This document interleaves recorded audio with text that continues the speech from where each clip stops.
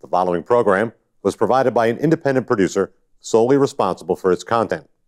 The opinions expressed do not necessarily represent the views of this station, its staff, board of directors, or underwriters.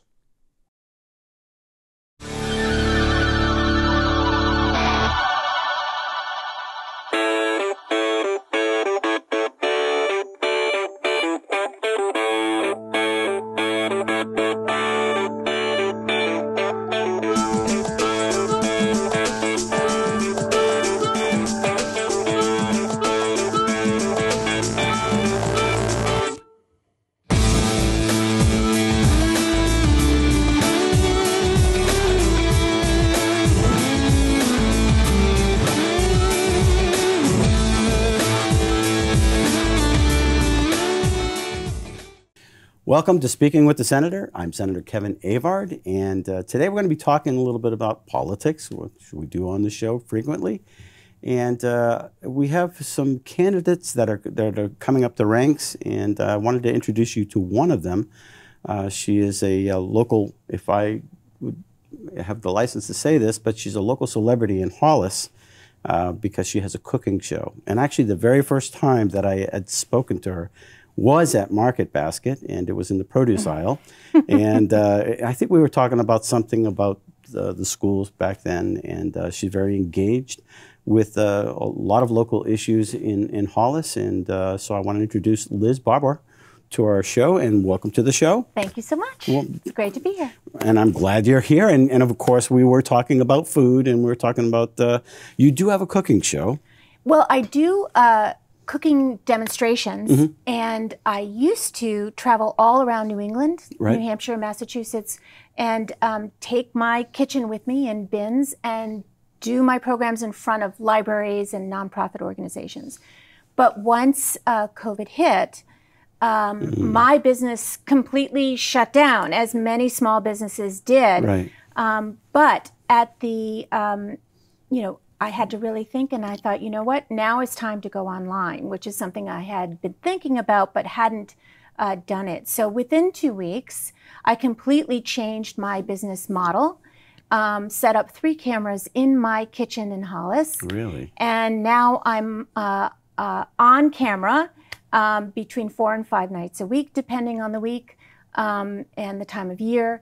And so now I'm actually reaching a much broader audience. I've got people joining me from Texas, California, Oregon, Hawaii, all over the country. So it's been a really great move for me, and it's given me the opportunity to then not do all the travel I was doing, so I can devote more time to what's going on at home and in my community and all of that, which you gave a long list of everything from Girl Scouts, the PTA, to a host of other things, the Lawrence Barn in Hollis. And so you've been very engaged in a lot of activities there. So you know Hollis pretty well. You've been there for about, what, 20 years, 22 about years? 23 years. Yep. We moved there in 1999. We are fortunate we live in one of the oldest homes in Hollis, built in 1768, and we arrived with a 4-year-old and a 1-year-old. Strangely enough, I think a lot of people would think, well, that's a very busy time for you, but that was the time when I really started focusing on getting involved in the community. I really felt that the soonest we could get to know people, get involved with different organizations, different volunteering, the better known my children would be, the better, the more friendships we would develop, but also that we would then be embedded in this community, that we knew we would be there, possibly for the rest of our lives. So one of the things I learned years ago, just serving on zoning boards and planning boards and even city councils, it was dawning on me that you get such a great education on how your community works. And I can't stress that enough. And by you getting engaged with the PTA and all those organizations, you learn a lot about your community. You do. And I initially got involved with the Women's Club, the Garden Club, and that was a generation, more of my mother's generation. And I was just so attracted to these women and then, their spouses, because they had lived in Hollis for a long time. they understood what Hollis was all about, and they introduced me to the climate and the culture of Hollis. And then the other thing, of course, was that these people had seen it all. They'd done it all. There was no complication in their life. Nothing seemed to faze them. So as a young mother, it was just, every time I saw them, it was joyful. It was fun. I didn't have to worry. And I had some great friends who were engaged in the schools, and I so appreciated that, because they gave their time there, and I gave my time in more broader community programs and events and things like that. I chaired the Strawberry Festival at one time. I did work on the Lawrence Barn. That was an amazing community project. It's a beautiful barn. It is an amazing barn. We are so fortunate. And most of that barn was funded and put together through private donations of time, of labor, of materials, and due to the more conservative fiscal constraints of our select board at the time, we really were able to bring that in right on budget. So it was a great project to be in. On that note, I know we did that in Concord years ago with the Audi, and what happened is the community got engaged, and they used to put on, because the Audi was the city auditorium, it was kind of run down, it was old, it wasn't being used, and some people got together, they put on some Broadway plays there, and they raised funds. And the thing about it, when people get engaged and it becomes their project, there's a little bit more ownership to it and a lot more pride to it. Yeah. And kind of wish that Nashua would have done the same thing with the Art Center, rather than just, hey, we're going to just tax you on it. Get people engaged. Get them to volunteer and to raise funds and to be part of it, rather than, hey, we're going to do this. Well, the buy-in gives you the sense of community. Right. Like you said, we're all in this together. We've got another project on the horizon, is with the Farley Building, which was which was the schoolhouse, and it's currently in its mothball state. But that's a very exciting project coming up, and that's another opportunity. And I think the great thing about Hollis is they see those opportunities to pull our community together and to ask, can you do this? Could you do that? When you take the right person and put them in the right position or the right opportunity for them, amazing things can happen. Right. And that's what I had learned over the years, is how do you meet somebody and maybe they're not part of your general sphere, but there's something about them that you're like, you know what, that guy, he's going to do this really well. Why don't I give him a call? Yep. And then you've pulled somebody in who is not in the group, who now is a part of the group. And you just build a bridge. You do, absolutely. Yeah. And I think that's one of the things that when you get elected, that you'll learn that building bridges, it's an art form, and it's very gratifying. And I think right now there's a lot of polarization going on, and we understand it, but as you get up there, you're going to meet people on the other side of the aisle. And they may agree with you on one issue. That's fantastic. Yeah. Pull them in. Right. Draw them in. And, I work with Senator Waters. We're polar opposites. But when it comes to energy, and we know that there's a crisis going on now with energy prices skyrocketing, well, I need him on my side. Yes. And he needs to be on his side as well, so that we can serve the public. And I think that that's an art form that you develop over time. Yes, there's definitely going to be issues where we're going to look at each other and say, you dirty rat, But at the end of the day, we're friends. Right. And we can work together on issues that we know that are going to help our constituents. And over time, you learn that, and it's a beautiful thing. But obviously, you're seeing that now in your community activity. Yeah, and what you just said, I mean, I have been speaking with local leaders in Hollis. I have spoken to former state reps, asking them, what was it like when you were there? Because, the reps that I've spoken to, they were there in the 1980s and 90s, a very different temperature. Climate, yeah, I would say. And And I think that the same nature applies. We agree on more than we realize. We disagree on how things should be done.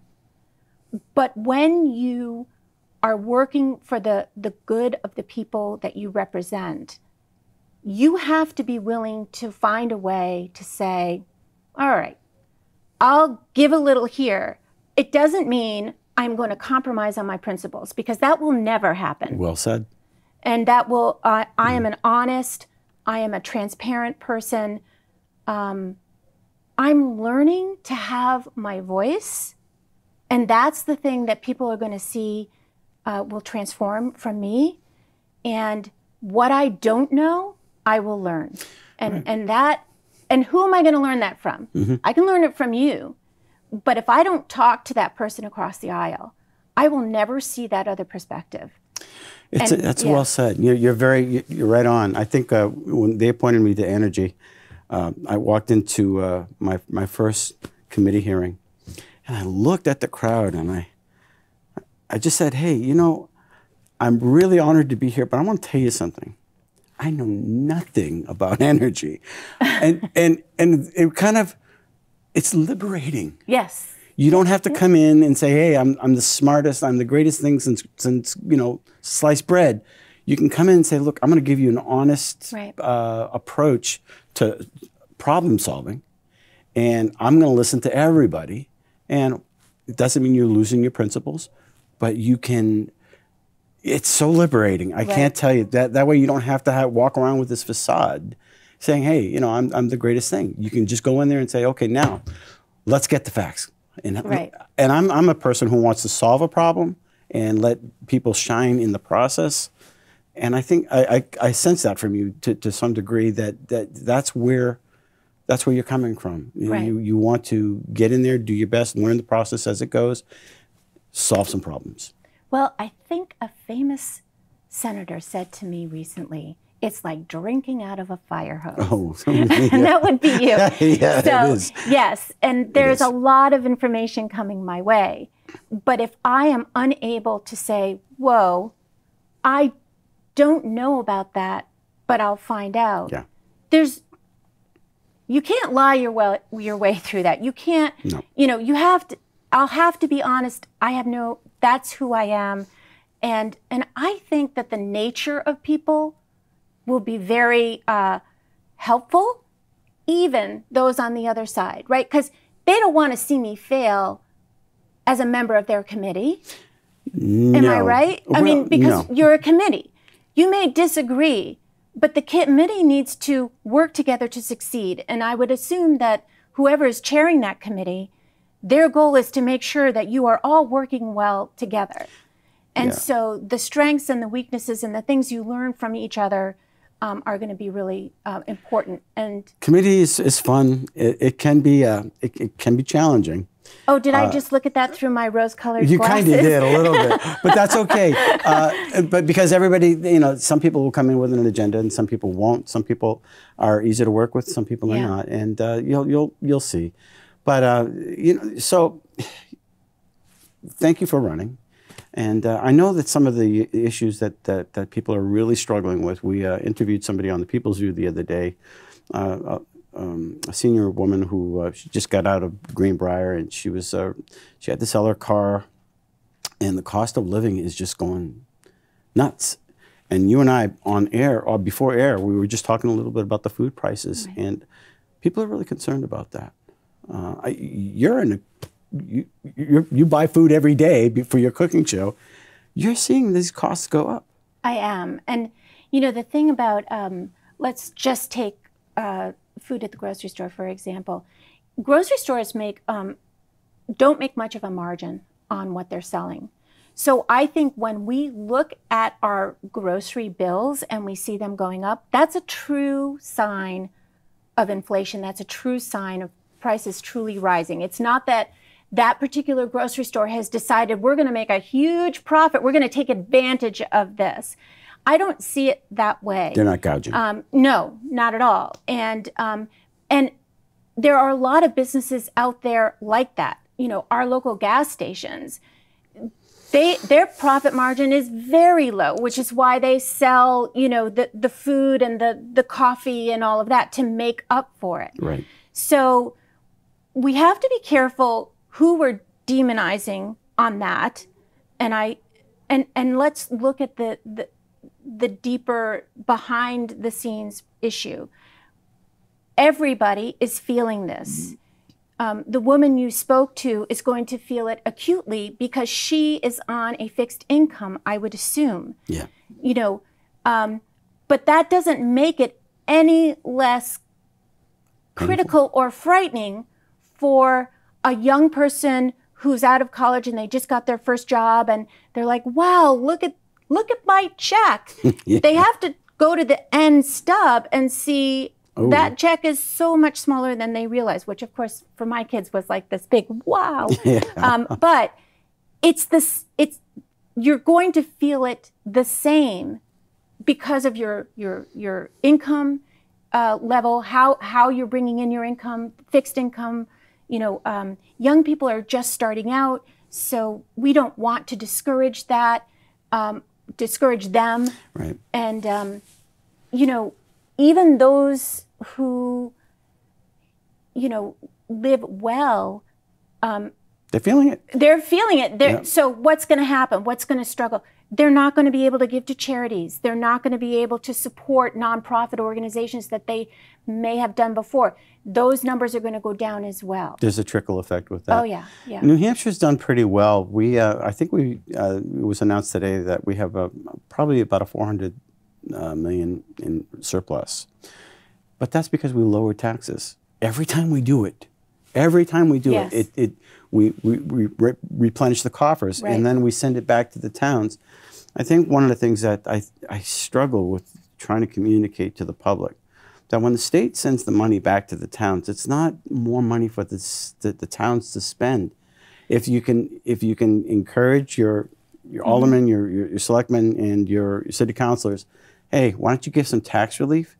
Because that money goes back into the economy as well, Right. rather than spending it on your pet project or Right. your art center or whatever you want to do. Send it back to the people. But that's where New Hampshire is really going to feel it, right? Right. Is in their property tax. Right. And that's going to give them that sense of relief. But you also, they have to work together with the selectmen. Like you said, it can't just be that unilateral decision. You've got to bring it to the people to help make that decision. Mm-hmm. And, that surplus, that is due to conservative fiscal management. Right. And, you can't deny that. And we need to keep that movement going, and at all levels. It's been working every time that we do it, and Yeah. a lot of the conservative states, a lot of the red states seem to be enjoying the surpluses. And one of the things that we're doing now, that we just got that horrendous information that the PUC's approving an energy rate hike. I think the governor and Senator Morse have declared that we're going to be sending some money back to the ratepayers. We're going to take some money, maybe $100 million out of that. Right, yes. 60 to 100 million. I'm not sure what the exact number is. Back to the ratepayers, especially to those, I believe, that are on fixed incomes and low income as well. But some people are going to be driven out of their homes if something isn't done. And so we're all working together to address this energy issue. But the fact that we have that money to send back is important. Yeah. You have rainy day funds, you have oil reserves, you have all these things for a reason. So when, on the federal level, for them to get rid of our oil reserves, that puts us in a very vulnerable position.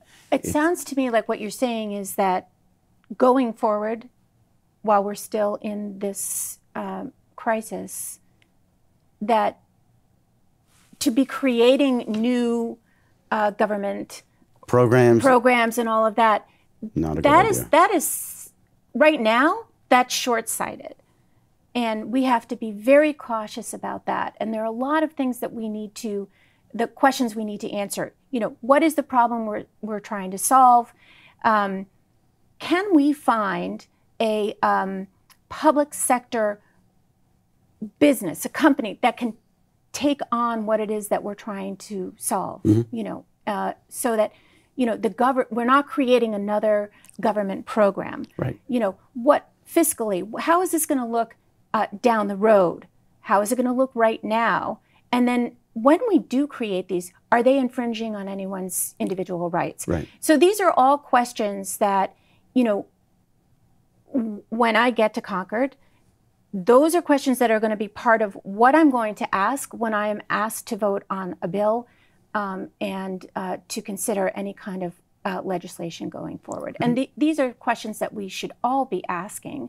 And again, being very careful about the free money that could be coming our way. Because somebody's sending that money. That's not free. There's ties to that. And you have to look, you know, underneath the covers to see what that is. That's one of the things that's really been troubling me over the years is as you see, well, we got this federal grant, we got this federal grant, we got this federal grant. Oh, look, if we do this, if we vote for this bill, they'll cut off the federal grant. And it's as though the federal government has learned, or over the years, that to micromanage state rights and state, all the way down to your locals, saying, okay, we're going to give you this money, but there's not strings attached, there's some chains attached to that. And you're going to lose some of your sovereignty. And one of those things, you know, we had some strong debates over that this past session, saying, hey, look, we just want to protect people's individual rights from being forced to take a vaccine. That was one of the issues that came up. And they said, well, Senator, if you go that route, we'll lose this federal money and the hospitals will be, you know, put in jeopardy. And it's like, okay, so where does this stop? Where does this stop? So you have to be very careful. I know Ringe, New Hampshire, they have an organization called Save Our Town. One of their objectives was always to stop any form of federal grants coming into the town so that they can keep their autonomy, if you will. Listen, it's very freeing not to have that. I know in Hollis, we have a fund that is funded by the town to help people who have energy concerns. So this winter, there will be applications sent in, and we're going to pay and take care of our people. And then we could get donations from other taxpayers in Hollis to do that for them. So that makes, there are no strings attached to that for those who receive it. They just need to fulfill the application requirements. You know, so it's free and clear, and it's the most caring way to do that. And then, of course, then, you know, like you said, you're autonomous. You do not owe anybody anything. And you know, again, the money from the federal government, we have to be very cautious of that, because they know now that they've created a sense of dependency.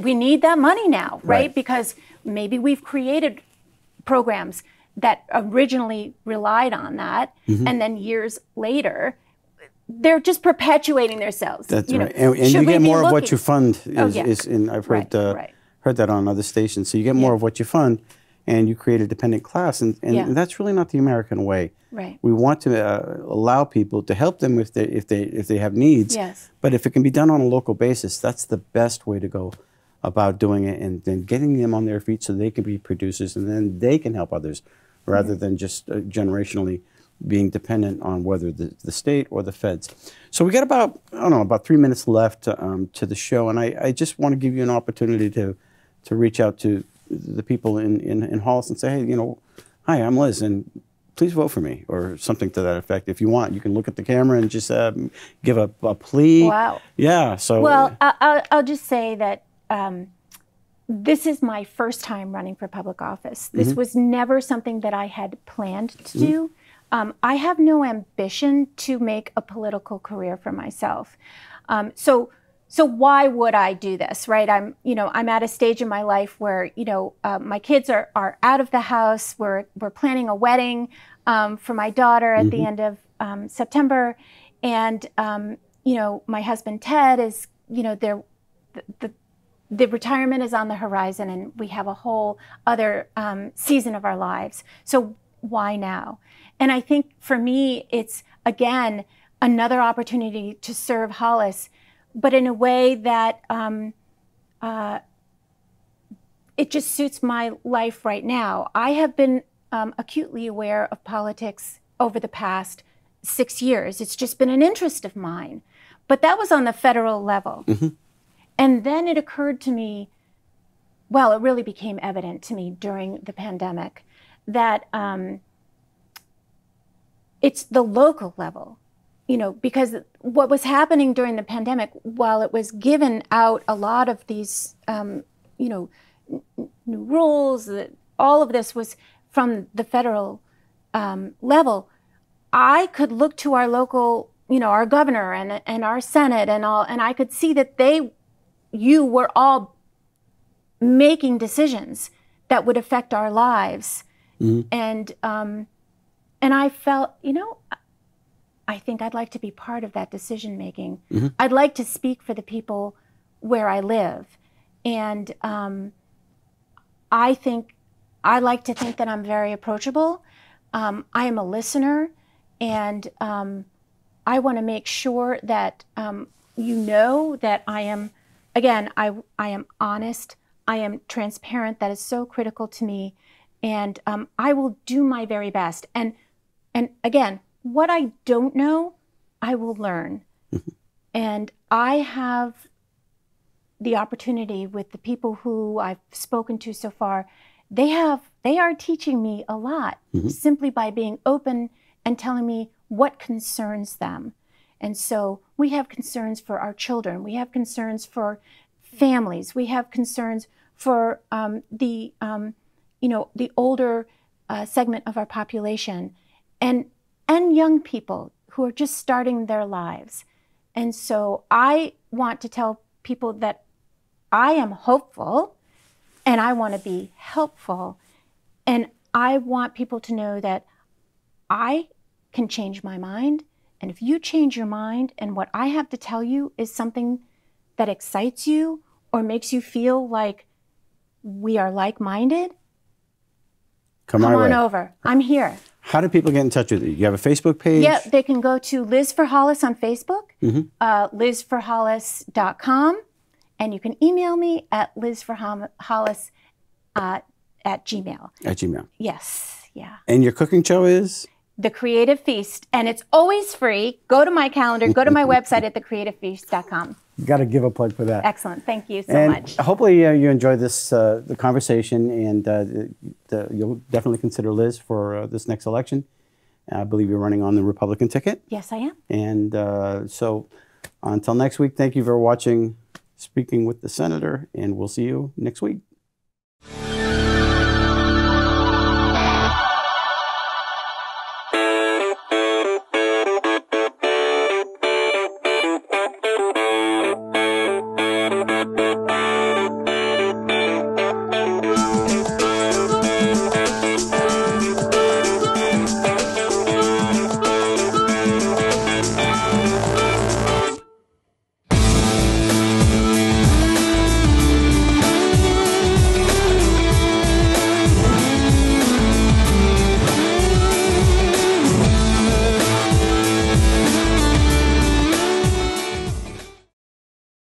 The preceding program was provided by an independent producer solely responsible for its content.